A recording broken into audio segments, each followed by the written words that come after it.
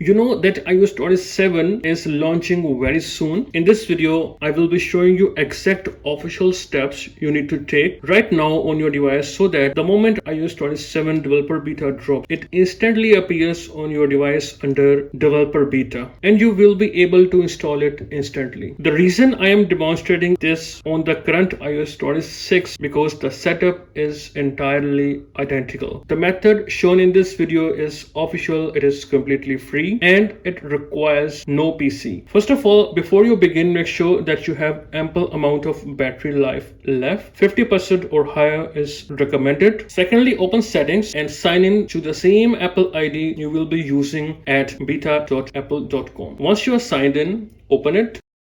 Then go to iCloud and make sure that you make a backup of all data on your device. The new iOS versions are buggy, so that if you don't like it, you can downgrade to iOS 26 and then restore all your data. You will also have to make sure that you have ample amount of space. Go to General from Settings, then go to Storage and make sure you have ample amount of storage left. Also go to General, then go to Device Management and make sure you don't have any existing profiles. If you have a profile installed, simply remove it. Then simply go to Safari and open beta.apple.com.